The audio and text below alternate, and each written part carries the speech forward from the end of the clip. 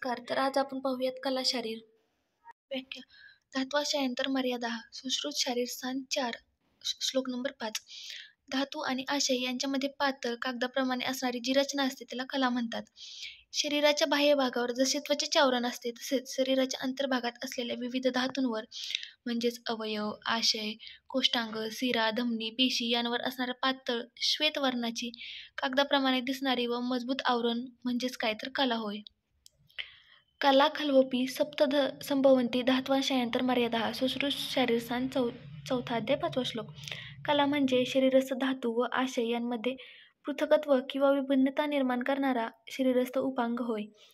कला एकूण 7 आहेत, ते पण सुश्रुतमध्ये. प्रथम कला येते मांसधरा कला, त्यानंतर रक्तधरा कला, मेदोधरा कला, श्लेष्मधरा कला, पुरीषधरा कला, पित्तधरा कला आणि शुक्रधरा कला अशा एकूण 7 कला आहेत. आता याचं स्वरूप पाहूया. यतहि सारकोष्ठेषु छिद्ममानेषु दृश्यते तथा धातुर्हि मांसेषु छिद्ममानेषु दृश्यते.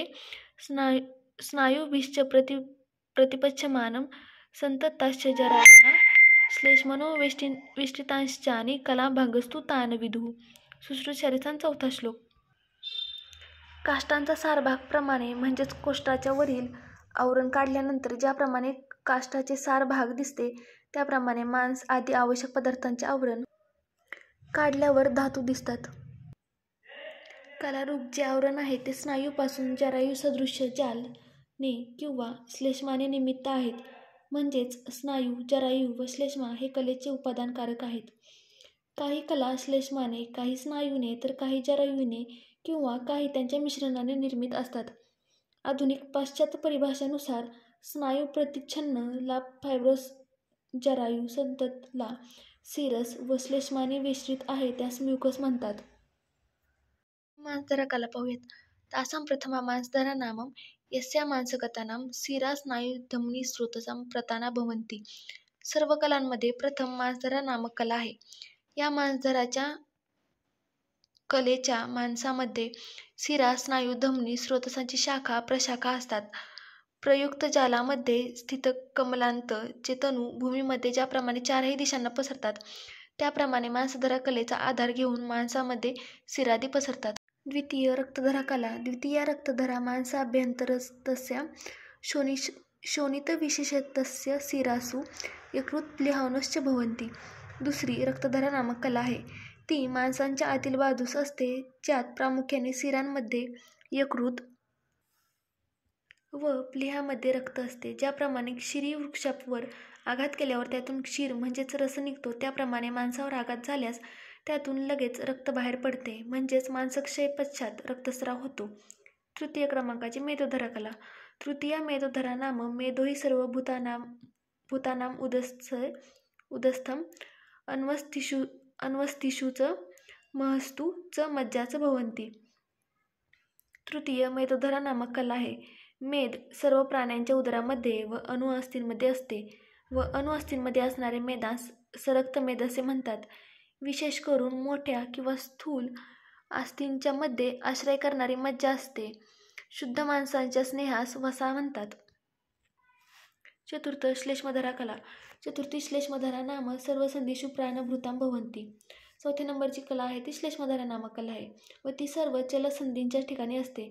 ज्याप्रमाणे अक्षावर तेल लावल्यानंतर अक्ष व चाकामध्ये घर्षण कमी होते, म्हणजेच चाकाचा जो अक्ष असतो त्याला तेल लावल्यानंतर आवाज जो असतो तो कमी येतो व अक्ष कमी प्रमाणात घासला गेल्याने त्याचे कार्य व्यवस्थित होते व गाडी अधिक जलद गतीने धावते. त्याप्रमाणे श्लेष्मधरा कलेपासून निघलेले श्लेष्मा संधीच्या आतील बाजूस लीन असल्याने घर्षण कमी होते व गती समय आवाज होत नाही, अधिक काळापर्यंत कार्य सुरू राहते. 5व्या नंबरची पुरीषधरा कला. पंचमी पुरीषधरा नाम या अंतकोष्ठः मलम अभिविभजते पक्वाशयस्था. सुश्रुत शरीरस्थान 4 अध्याय 16 श्लोक. 5वी पुरीषधरा नामक कला आहे. ही अन्नकोष्ठामधील पक्वाशयात स्थित असून मलभागास विभक्त करते.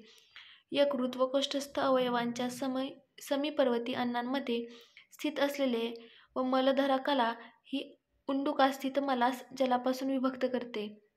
मुखाद्वारे सेवन केलेल्या अन्नाचे पचन तथा सात्म्य भागाचे शोषण क्षुद्रांतात होते. जोपर्यंत साम्य भाग व मलभाग एकत्र असतो तोपर्यंत त्यास त्या द्रवास मल म्हणता येत नाही. क्षुद्रांत सातमे भागाचे सर्व अंशाचे शोषण होते व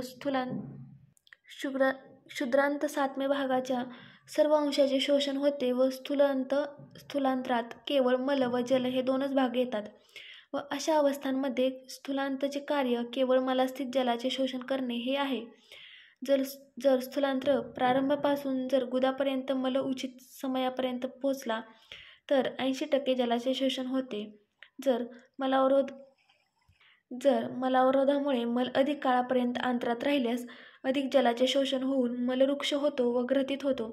म्हणजेच उंडूकमध्ये पोहोचलेल्या मलाचा विभाग जलाद्वारे होतो व हे कार्य उंडूकमध्ये होते. पित्तधरा कला. षष्ठी पित्तधरा नाम या चतुर्विध अन्नपानाम आमाशयास्त प्रच्युतम पक्वाशये उपस्थितम धारयति.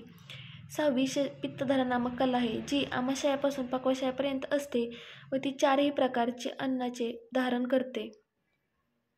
मनुष्याच्या अन्नामध्ये पोहोचलेल्या आशीत, खादीत, पीत व लीढी या चारही प्रकारच्या अन्नांचे उचित काळात पित्ताच्या तेज क्रियाद्वारे पाचन व शोषण होते. 7वी शुक्रधरा कला. सप्तमी शुक्रधरा नाम या सर्व प्राणीनाम सर्व शरीर व्यापिनी. 7वी शुक्रधरा नामक कला आहे जी सर्व प्राण्यांच्या सर्व शरीरभर व्याप्त राहते. ज्याप्रमाणे संपूर्ण दुधामध्ये घृत व इक्षुरसामध्ये गुडप व्याप्त असतो त्याचप्रमाणे मनुष्याच्या शरीरामध्ये शुक्र व्याप्त असते व सर्व शरीरागत शुक्र आपणास दिसत नाही. बस्तीद्वाराच्या 2 अंगुल अधोभागी दक्षिण पार्श्वमध्ये स्थित शुक्रधरा कलेमध्ये संचित पुरुषाचे शुक्र मूत्रमार्गद्वारा बाहेर पडते. प्रसन्न मन व स्त्रीसंगजन्य हर्षाच्या कारणामुळे शुक्रधरा कलाद्वारा बाहेर पडते. आता आपण या कलांचे कोरिलेशन पाहूयात आधुनिक शास्त्रानुसार. प्रथम आहे मांसधरा कला. त्याचा कोरिलेशन येतं डीप फेशिया आणि इंट्रामस्क्युलर सेप्टा. रक्तधरा कला. Endothelium lining of blood vessels of liver and spleen. मेदोधरा कला. Omentum and deep fascia. श्लेष्मधरा कला. Synovial membrane. पुरुषधरा कला. Mucous membrane of colon and rectum. पित्तधरा कला. Mucous membrane of small intestine. आणि शुक्रधरा कला. Mucous membrane of vesiculae seminiferous seminalis and vas difference.